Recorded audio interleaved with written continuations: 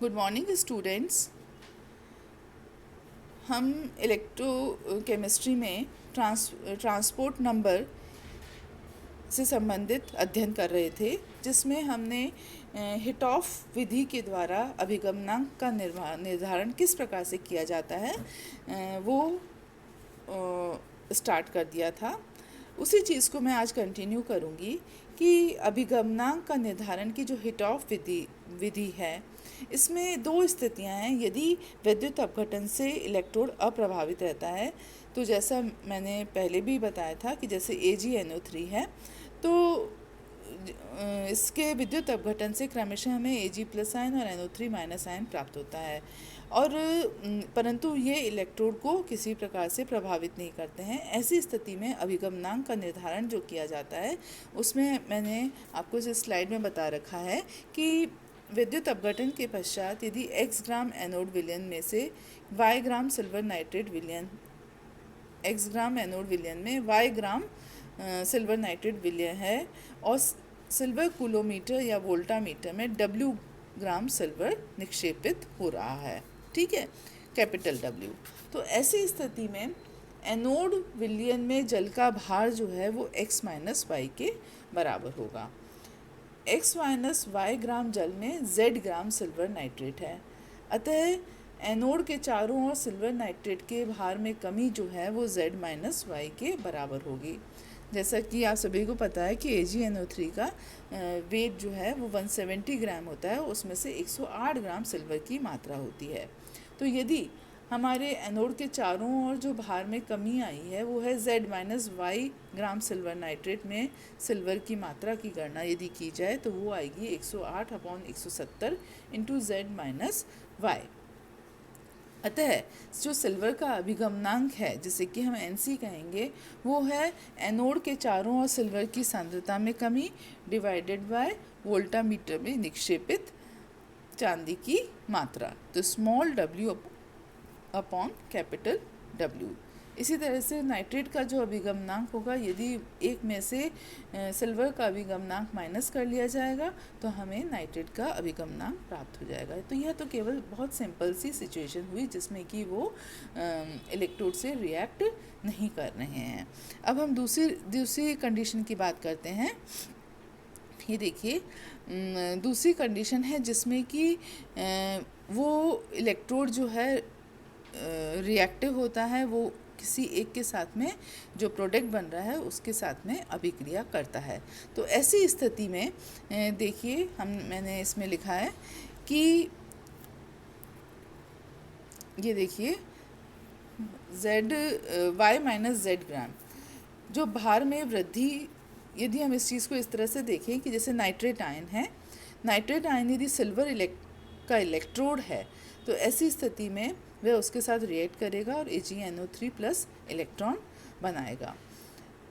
इसमें क्या होगा कि माना, इसमें हम एग्जाम्पल लेते हैं, माना सिल्वर वोल्टामीटर में कैथोड पर W ग्राम सिल्वर यदि प्रेसिपिटेट होती है, तो फैराडे के नियम के अनुसार W ग्राम सिल्वर घुल जाएगी और एनोड विलयन में मिल जाएगी। अर्थात एनोड कक्ष के अंदर जो सिल्वर की वृद्धि है वो कैपिटल W ग्राम के बराबर होगी। ऐसी स्थिति में प्रयोग के पश्चात x ग्राम एनोड विलयन में y ग्राम सिल्वर नाइट्रेट है, तो जल का भार कितना है, x माइनस वाई के बराबर है,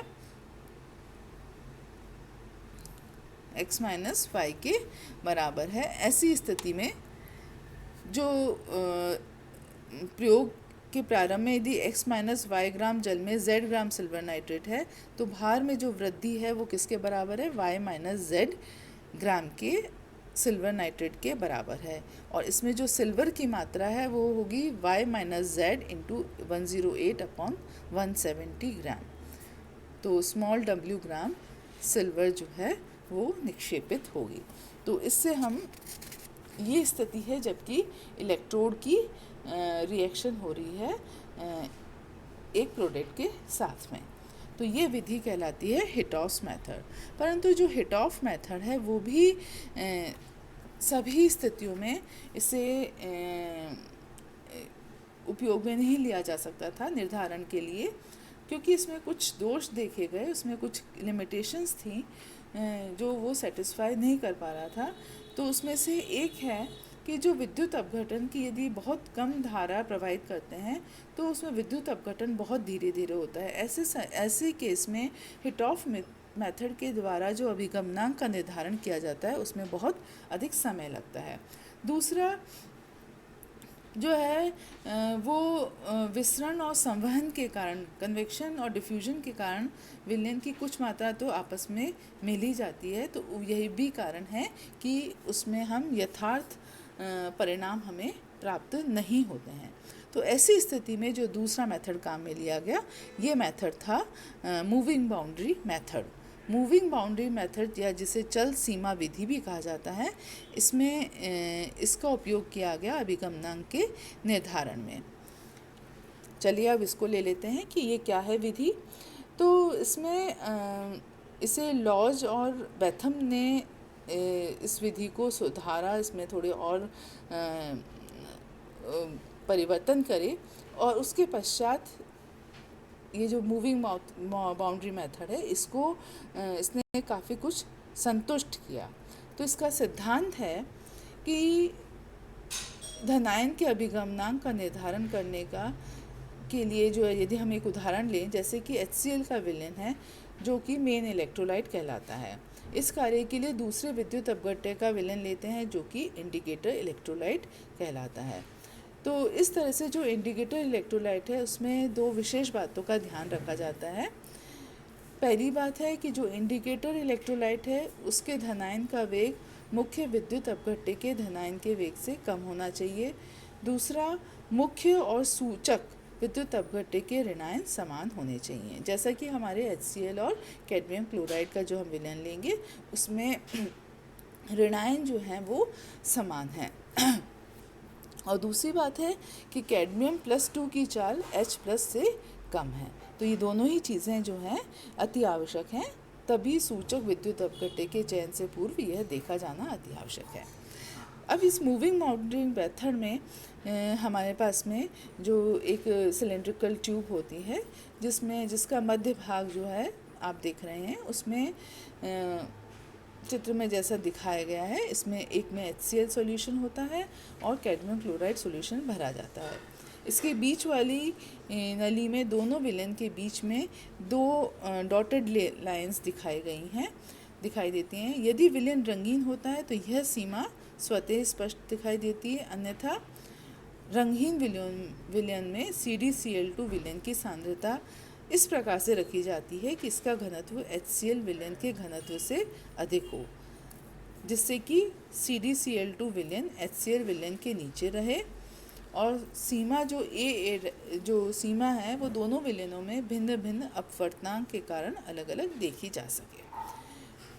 अब इसमें होता क्या है कि HCl और कैडमियम क्लोराइड के विलयन में क्रमशः प्लैटिनम के इलेक्ट्रोड के तार को कैथोड नली के सिरे पर HCl में तथा कैडमियम छड़ में को एनोड नली के पैंदे पर CdCl2 विलयन में लगा दिया जाता है और बैटरी एमीटर कूलोमीटर जो श्रेणी से संबंध होते हैं और इस विधि से इसका पूरा एक्सपेरिमेंटल सेटअप करा जाता है। अब विद्युत धारा प्रवाहित की जाती है तब जिससे कि H आयन और कैडमियम आयन ऊपर कैथोड की तरफ चलने लगते हैं और क्लोराइड आयन एनोड की तरफ चलने लगते हैं। परंतु चूंकि कैडमियम जो है वो धीमी गति वाले कैडमियम आयन हैं, तेज गति वाले H आयनों तक कभी भी नहीं पहुंच सकते हैं, अतः दोनों विलयनों के बीच में एक बाउंड्री बन जाती है। ठीक है, तो इस प्रकार से जो है इसमें निकाला जाता है, अभिगमनांक निकाला जाता है। और इसमें ये देखा गया है कि जब विद्युत धारा की एक निश्चित मात्रा प्रवाहित करते हैं तो जो बाउंड्री है वो शिफ्ट होकर A' से B' आ जाती है। इसके पश्चात जो ये सीमा का विस्थापन जो हो रहा है उसका सही माप कर लिया जाता है और उसको L के द्वारा बताया जाता है।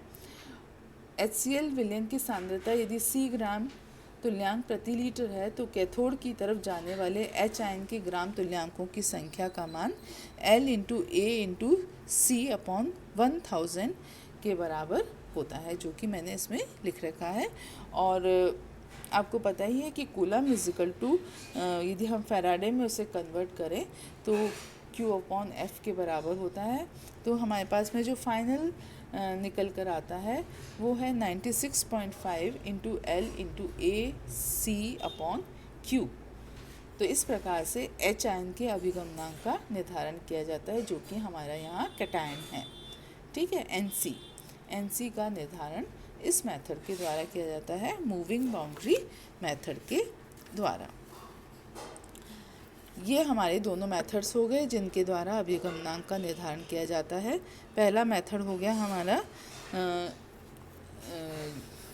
जो है हिटॉफ्स मेथड, और दूसरा है मूविंग बाउंड्री मेथड। अब कौन कौन से फैक्टर्स हैं जो कि इसको प्रभावित करते हैं? तो अभिगमनांक को प्रभावित करने के लिए वैसे तो जो विद्युत वाहक बल और विद्युत धारा के सामर्थ्य पर निर्भर नहीं करता है। दूसरी बात है कि विद्युत अपघट्य की सांद्रता का प्रभाव जो है, सांद्रता के परिवर्तन से आयनों के अभिगमनांक बहुत कम परिवर्तित होते हैं, है ना। परंतु जो ताप का प्रभाव है वह इसमें देखा गया है कि धनायन और ऋणायनों के अभिगमनांक ताप के साथ बदलते हैं। जो इम्पॉर्टेंट चीज़ देखी गई है वो है विद्युत अपघट्य की प्रकृति। यदि किसी आयन का अभिगमनांक जो है कोई निश्चित नहीं बल्कि एक दूसरे के आयन से संबंधित होता है, निर्भर करता है। जैसे कि Na+ आयन का यदि अभिगमनांक लें तो उसके यदि इसके और भी कंपाउंड देखें, जैसे कि NaCl है, NaNO3 है, NaCl, NaNO3, NaBr, सब में Na आयन कॉमन है, परंतु Na आयन का जो अभिगमनांक है उसका मान उसके साथ में जो दूसरा जुड़ा हुआ है उसके ऊपर भी निर्भर करेगा।